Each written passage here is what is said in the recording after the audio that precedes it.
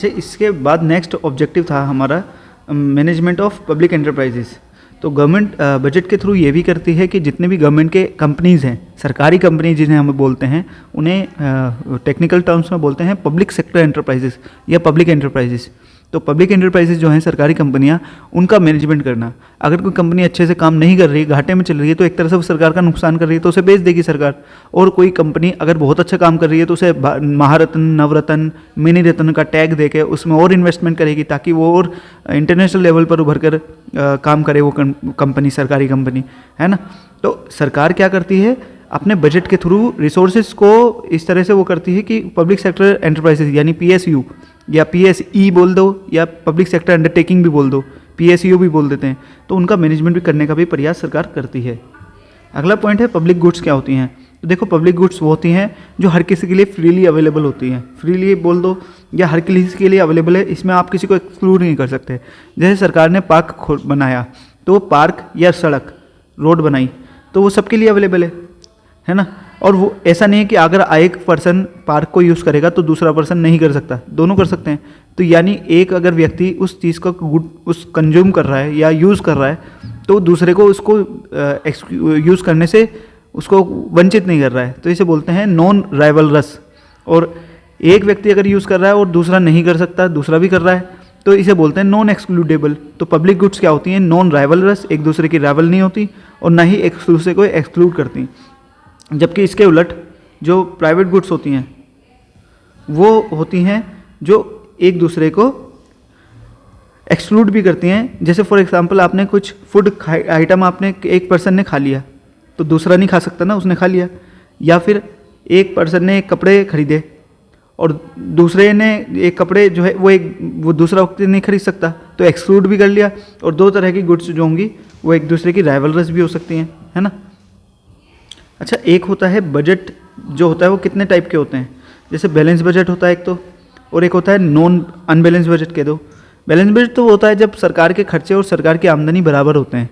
जैसे जितना रेसिप्ट्स आने हैं अगले साल, उतना ही एक्सपेंडिचर होना है। 100 रुपये आने हैं, 100 रुपये खर्च होना है, तो इसे तो बोल देंगे बैलेंस बजट। लेकिन अगर ये एक दूसरे के बराबर ना हो, यानी अगर रिसिप्ट्स ज़्यादा हो जाती हैं खर्चों से, यानी अगर सरकार के पास ज़्यादा पैसा आने वाला है तो उसे बोलेंगे सरप्लस बजट। और सरकार के पास अगर पैसा कम आने वाला है और खर्चा ज़्यादा करना है सरकार को, तो उसे बोलते हैं डेफिसिट बजट। अब देखो, ये सरप्लस और डेफिसिट बजट, जैसे अगर कंट्री डेवलप्ड है, अच्छी खासी है, तो उसके बाद टैक्स के थ्रू सारा पैसा ज़्यादा आ सकता है, खर्चे कम करने की ज़रूरत पड़ सकती है। पर अपने देशी जो डेवलपिंग कंट्रीज़ होती हैं ना, बांग्लादेश हो गई, इंडिया हो गई, पाकिस्तान हो गई, ये श्रीलंका, ये जो डेवलप कर रही हैं, अब इन्हें अपने डेवलपमेंट के लिए इंफ्रास्ट्रक्चर पर बहुत पैसा खर्च करना है, एजुकेशन पे बहुत पैसा खर्च करना है, हॉस्पिटल्स पे बहुत करना है, महिलाओं पर करना है, बुजुर्गों पर करना है, बच्चों पर करना है। मतलब इतने ज़्यादा खर्चे करने होते हैं कि ऐसा होता ही है कि जितना पैसा आना है उससे ज़्यादा ही खर्च होना है। तो अमूमन जितनी भी डेवलपिंग कंट्रीज़ होती हैं उनका बजट डेफिसिट में ही बनता है, और हमारे देश का भी बजट डेफिसिट में ही बनता है। यानी हमारा अगर इस साल का बजट मान लेते हैं 25 लाख करोड़ है, तो खर्चा अगर हमारे पास जो आमदनी आने वाली है 25 लाख करोड़, जबकि अगर हम खर्चा जो करना है वो 30 लाख करोड़ है, तो 5 लाख करोड़ हमारा डेफिसिट है, घाटा है। वो 5 लाख करोड़ हमें कहीं से उधार लेना पड़ेगा, लोन लेना पड़ेगा, बोरोइंग करनी पड़ेगी, तब जाके हम वो बजट अपना कम कर पाएंगे। तो हमें वो पहले ही डिसाइड करना पड़ता है कि कितना पैसा आने वाला है, कितना हमें खर्च करना है, और जो खर्चा करना है, जितना ज़्यादा खर्चा करना है मतलब आमदनी से, उसका हमें इंतजाम भी पहले ही करना पड़ता है कि वो बोरोइंग हमें कहाँ से लेनी पड़ेगी। अब देखो, बजट जो होता है वो दो तरह का होता है कि रेवेन्यू और कैपिटल। तो रेवेन्यू बजट में हम केवल उन्हीं चीज़ों को शामिल करते हैं जिनसे सरकार की एसेट्स और लाइबिलिटीज़ पर कोई इम्पैक्ट नहीं पड़ता, कोई परिवर्तन नहीं आता। जबकि कैपिटल बजट में हम उन कंपोनेंट्स या उन चीज़ों को शामिल करते हैं जिससे सरकार की एसेट्स या लाइबिलिटीज़ में चेंज आता है, परिवर्तन आता है। जैसे फॉर एग्जाम्पल, अगर सरकार के पास टैक्स के थ्रू पैसा आया तो सरकार की इससे एसेट्स या लाइबिलिटीज़ में इम्पैक्ट पड़ा, नहीं पड़ा, तो इसे हम बोलते हैं रेवेन्यू बजट कह दो या रेवेन्यू रिसिप्ट्स बोल दो, है ना। अगर सरकार के पास पैसा आया, सरकार ने अपनी एक प्रॉपर्टी बेच दी थी, तो सरकार की एसेट्स क्या हो गई। एसेट्स मतलब परिसंपत्ति, यानी सरकार की जो है अपनी परिसंपत्ति बोल दो इसे, है ना। एसेट्स मतलब समझ लो जो नॉन कॉमर्स स्टूडेंट्स हैं उनके लिए, देखो मतलब सरकार की वेल्थ एक तरह से मान लो जो नॉन कॉमर्स स्टूडेंट है। और लाइबिलिटीज़ मतलब जो सरकार का कर्जा है, दायित्व है जो सरकार को देना है। तो अब ऐसे समझो, अगर सरकार ने अपनी कोई कंपनी बेच दी, सरकार के पास 2 लाख करोड़ रुपए आ गया, अब ये आप किस में डालोगे, रेवेन्यू बजट में डालोगे कि कैपिटल बजट में डालोगे? आप ये डालोगे कैपिटल बजट में। क्यों? क्योंकि इससे सरकार की एसेट्स कम हो गई। या दूसरा एग्जांपल, सरकार ने 1 लाख रुपए का लोन लिया। अब मैं कम अमाउंट बता रहा हूँ। मान लो सरकार ने 1 लाख रुपए का लोन लिया, तो इससे सरकार की लाइबिलिटी बढ़ गई ना, कर्जा बढ़ गया, दायित्व बढ़ गया। तो ये कौन सा बजट में आएगा, कैपिटल बजट में कि रेवेन्यू बजट में? ये आएगा कैपिटल बजट में। इसी तरह खर्चे भी होते हैं। सरकार ने कुछ खर्चा किया, अगर उससे सरकार की एसेट्स और लाइबिलिटीज़ पर कोई इंपैक्ट नहीं पड़ रहा है तो आप उसे रेवेन्यू बजट में डालेंगे। इसी तरह कोई खर्चा ऐसा है जिससे सरकार की या तो एसेट्स बढ़ रही हैं या फिर लाइबिलिटीज़ कम हो रही हैं। जैसे सरकार ने अपना पिछला लोन चुकाया, तो ये सरकार का दायित्व यानी लाइबिलिटीज़ को कम कर देगा। इसको बोलेंगे हम कैपिटल बजट में आएगा ये खर्चा। अब इसको और कंपोनेंट्स को और डीपली थोड़ा देखते हैं। Revenue receipts. अब ये रेवेन्यू रिसिप्ट्स क्या होती हैं? रेवेन्यू रिसिप्ट्स जैसे मैंने बताया, वो प्राप्तियाँ, हिंदी में वो प्राप्तियाँ जिनसे सरकार की लाइबिलिटी क्रिएट होती और ना ही एसेट्स में कमी आती। ठीक है, तो जैसे टैक्स रेवेन्यू हो गया। अब रेवेन्यू रिसिप्ट्स में एक तो टैक्स रेवेन्यू हो गया, जितने भी प्रकार के टैक्स से पैसा आएगा वो टैक्स रेवेन्यू में आ जाएगा। दूसरा होता है नॉन टैक्स रेवेन्यू, जितने भी प्रकार का पैसा आएगा जो टैक्स नेचर का नहीं है। जैसे सरकार के पास फीस का पैसा आया, सरकार ने चालान काटे थे, चालान का पैसा आया। सरकार ने नीलामी की थी कुछ जो भी सामानों की, उससे पैसा आया। सरकार ने कुछ जो फीस रखी है, पोस्ट ऑफिस में फ़ीस होती है, जहाँ जहाँ फीस होती है, उससे पैसा आया। ये सरकार के पास जितना भी पैसा आएगा ये आएगा नॉन टैक्स रेवेन्यू में। और जैसा पता है कि इससे ना तो सरकार की एसेट्स कम होगी, ना ही लाइबिलिटी क्रिएट होगी, ना तो सरकार की लाइबिलिटीज़ बढ़ेंगी, ना ही एसेट्स कम होगी। तो ये कौन सा है? रेवेन्यू रिसिप्ट्स है। ठीक है, तो यानी रिसिप्ट्स, जो रेवेन्यू रिसिप्ट्स हैं उसके दो पार्ट हो गए, टैक्स रेवेन्यू और नॉन टैक्स रेवेन्यू रिसिप्ट्स। अब देखो एक और समझने वाली चीज़ है कि जो रेवेन्यू रिसिप्ट्स में मैंने आपको टैक्स रेवेन्यू बताया, वो दो टाइप के टैक्स होते हैं, एक डायरेक्ट टैक्स, एक इनडायरेक्ट टैक्स। डायरेक्ट टैक्स वो होता है जो जिस पर पड़ता है उसी को उसको पे करना पड़ता है। जैसे आपके इनकम टैक्स है, जिस व्यक्ति पर इनकम टैक्स लगेगा, इनकम टैक्स उसी को देना पड़ेगा। जबकि इनडायरेक्ट टैक्स वो होता है जो लगता किसी और पर है, देना किसी और को पड़ता है। जैसे सेल टैक्स है, वो लगा तो प्रोड्यूसर पर था, है ना, लेकिन पे कैसे करना पड़ा? कंज्यूमर को। अब ये सेल टैक्स है या वैल्यू एडिड टैक्स हैं, ये सब खत्म हो गए हैं। एक्साइज ड्यूटी है, सर्विस टैक्स है, ये सब खत्म हो गए। इनको शामिल कर लिया सबको मिला के जीएसटी में, जिसे हम बोलते हैं गुड्स एंड सर्विस टैक्स। चाहे गुड्स पे लग रहा हो टैक्स, जैसे जो गुड्स एंड सर्विस टैक्स, जैसे जितनी भी गुड्स पे टैक्स लगता है और जितनी भी सर्विसेज पे टैक्स लग रहा है। अब जैसे आपने पहले देखा होगा एंटरटेनमेंट टैक्स, ठीक है, आपने पहले देखा होगा कि आप रिचार्ज करते थे तो एक टैक्स लग के आता था, अब वो जीएसटी में बदल गया है। ठीक है, तो आप सुनते होंगे हर जगह कि ये जीएसटी लगा, मेरे इस सामान पर जीएसटी लगा, मेरी इस सर्विस पे मैंने मूवी टिकट लिया, मैंने ये रिचार्ज कराया तो सर्विस टैक्स लगा, है ना। तो आप सर्विस टैक्स वो जीएसटी में हो गया सब कुछ। ठीक है, तो आप इधर देख सकते हैं इनडायरेक्ट टैक्स के जो एग्जांपल्स हैं, ये इट इज़ क्या है, ये रहे कि जितने भी हैं। अच्छा, एक सवाल ये होता है कि क्या आप डायरेक्ट टैक्स के बर्डन को दूसरे पर्सन पे शिफ्ट कर सकते हो? नहीं। अगर इनकम टैक्स आप पर लगा है तो वो आपको ही, उसका बर्डन आप पे ही पड़ेगा। क्या आप, जैसे आपको एक कंपनी टैक्स होता है, जिस तरह से एक इंडिविजुअल पे टैक्स लगता है उसे बोलते हैं इनकम टैक्स, जब कंपनी पे लगता है उसे बोलते हैं कॉर्पोरेट टैक्स, निगम कर। और इसी तरह वेल्थ टैक्स होता है, वेल्थ टैक्स है ना, जो संपत्ति पे लगता है। गिफ्ट टैक्स होता है, जिस पे लगा है उसी को पे करना है। इनडायरेक्ट टैक्स के जो एक शिफ्ट वो है बर्डन, आप वो शिफ्ट कर सकते हो। उसमें है कि जैसे वो प्रोड्यूसर पे लगा, जीएसटी किस पे लगता है? जीएसटी लगता है प्रोड्यूसर पे, और प्रोड्यूसर को वो पे करना पड़ता है, लेकिन प्रोड्यूसर को वो इनपुट के थ्रू मिल जाता है वापस, है ना। तो हम ये जीएसटी वाले कंपोनेंट में पढ़ेंगे। तो जीएसटी लगा तो प्रोड्यूसर पे, लेकिन उसका बर्डन किस पे पड़ा, भार किस पे पड़ा? कंज्यूमर पे। क्योंकि जब आप वो मशीन खरीदने गए, आपने मान लो जिम की मशीन खरीदी, 10,000 की मशीन है और 18% उस पर टैक्स है, तो 10,000 में 1,800 रुपये, है ना। कितने हो गए? 1,800 नहीं, 18,000 हो गए वो, हाँ 1,800 हो गए। तो आपको कंज्यूमर को देना पड़ा ना, वो प्रोड्यूसर ने थोड़ी दिया, वो तो बर्डन आप पे पड़ गया। इसके बाद आती हैं कैपिटल रिसिप्ट्स। अब ये कैपिटल रिसिप्ट्स क्या होती हैं?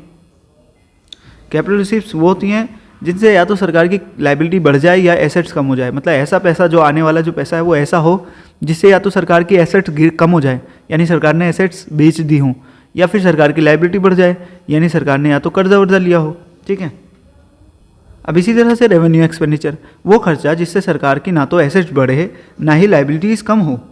जैसे सरकार ने सैलरीज दी लोगों को, जो कर्मचारियों को, पेंशन दी सरकार ने कर्मचारियों को, जो पिछला लोन लिया हुआ था उस पर ब्याज दिया, या सरकार ने सब्सिडीज दी, ये सभी तरह का खर्चा है ना रेवेन्यू एक्सपेंडिचर है।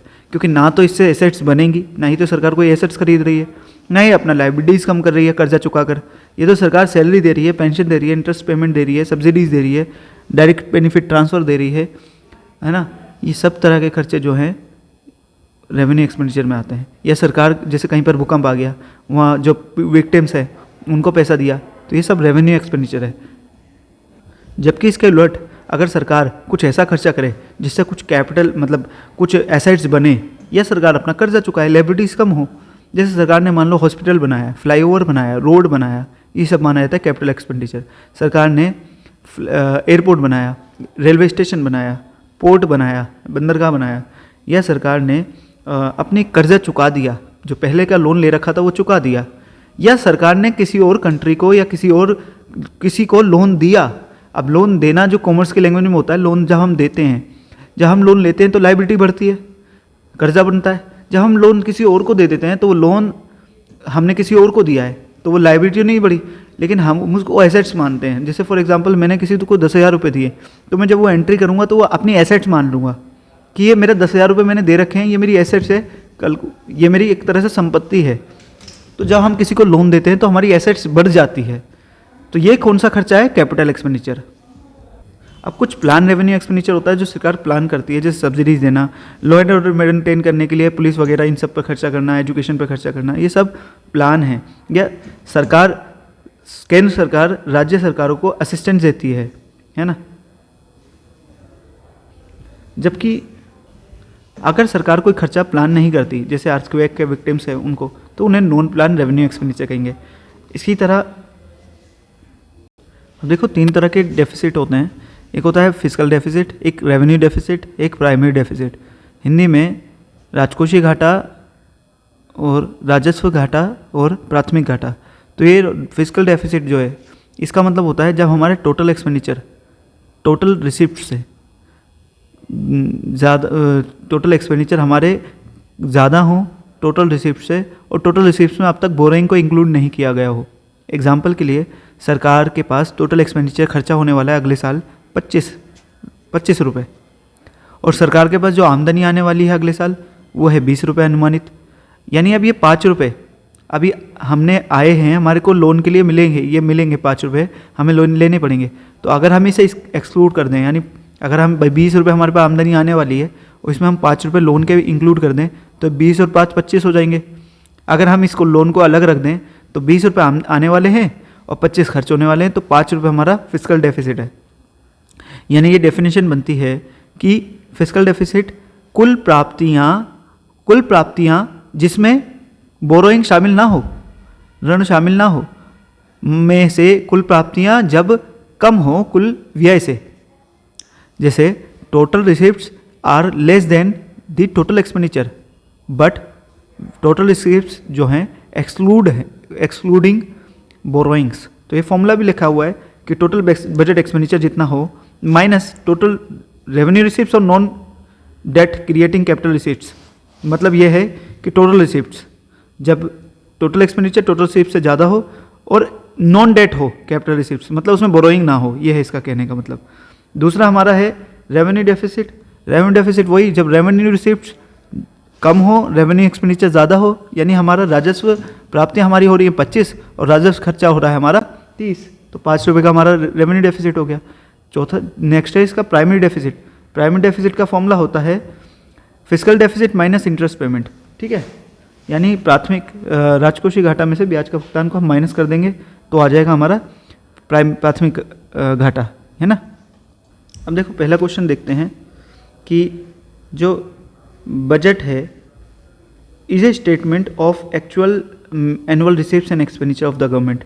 यानी बजट जो है वो स्टेटमेंट है एक्चुअल, जो वास्तविक एक्चुअल है receipts and expenditure of the government. Answer क्या होना चाहिए, ट्रू या फॉल्स? तो आंसर होना चाहिए फॉल्स, क्योंकि हमारा जो बजट होता है वो एस्टिमेटेड रिसीप्ट्स और एक्सपेंडिचर को लेता है, ठीक है। नेक्स्ट क्वेश्चन है गवर्नमेंट बजट जो है उसके कितने कंपोनेंट्स होते हैं? तो 2 होते हैं, एक रेवेन्यू बजट और कैपिटल बजट।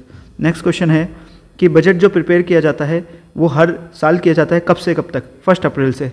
नेक्स्ट क्वेश्चन है कि स्ट्रीट लाइट जो है वो पब्लिक गुड है कि प्राइवेट गुड है? जाहिर सी बात है पब्लिक गुड है, कोई भी यूज़ कर सकता है, ठीक है। अगला सवाल है कि इंडिया में कितने टाइप ऑफ ऐसा टैक्स जो उसका बहुत कम सिग्निफिकेंस है और बहुत कम रेवेन्यू उसका मिलता है, तो इनडायरेक्ट, रिग्रेसिव, पेपर, तो पेपर टैक्सेस होते हैं। अगला है कि economic stability and equitable distribution ये ऑफ इनकम एंड वेल्थ, ये अचीव किया जाता है बजट पॉलिसी के द्वारा। यस, हमें पता है कि जो हमारी इकोनॉमिक, हम बजट के थ्रू इकोनॉमिक स्टेबिलिटी भी लाने का प्रयास करते हैं और इक्विटेबल डिस्ट्रीब्यूशन का मतलब होता है समान समता, आय की समता, है ना, यानी हर व्यक्ति की मतलब एक तरह से इक्वालिटी हो समाज में, इक्वालिटी हो, इनइक्वालिटी कम हो, रिच और पुअर में ज़्यादा गैप ना हो, ज़्यादा गल्फ या खाई ना हो। तो यही हम बजट के ऑब्जेक्टिव हमने पढ़ा था, है ना, ऐसा होना चाहिए। नेक्स्ट क्वेश्चन है कि गुड्स जो सोशली हार्मफुल होती हैं वो डिस्करेज की जाती हैं, कैसे? टैक्स लगा के या सब्सिडी दे के? तो टैक्स लगा के उसको डिस्करेज किया जाता है। जैसे आपने सुना होगा बजट में कि इस बार के बजट में सरकार ने टबैको पे लगाया और टैक्स, तंबाकू पे लगाया और टैक्स, सिगरेट पे लगा दिया टैक्स, शराब पे टैक्स बढ़ाया, तो सरकार उसको डिस्करेज कर रही है ना टैक्स लगा के। अगला क्वेश्चन है आपका कि फीस जो है वो नॉन टैक्स रेवेन्यू है या पेनल्टीज या एक्साइज ड्यूटी?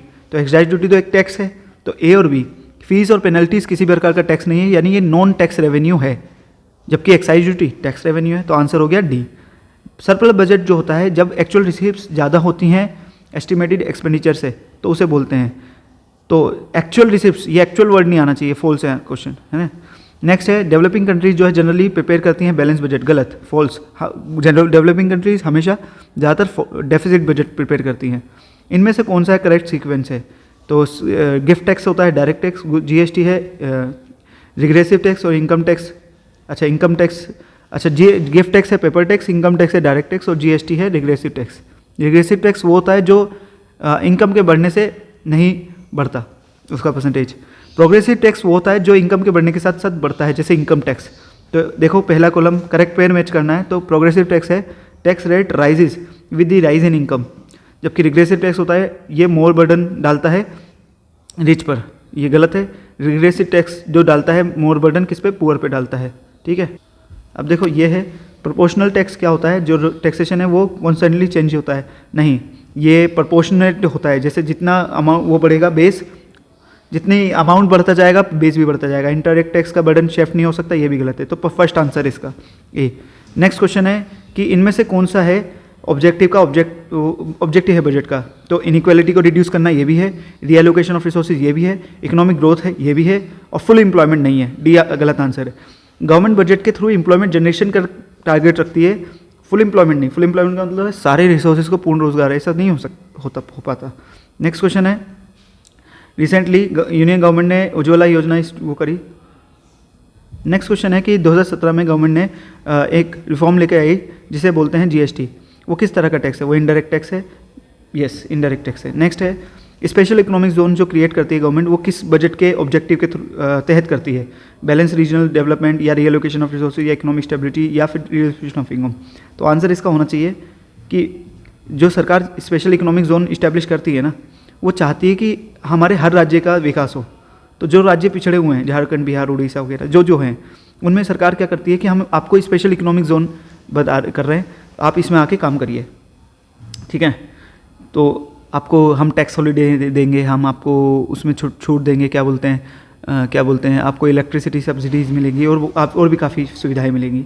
अगला सवाल है कि इनमें से वो टैक्स बताइए जिसका बर्डन शिफ्ट हो सकता है, कैन बी शिफ्टेड।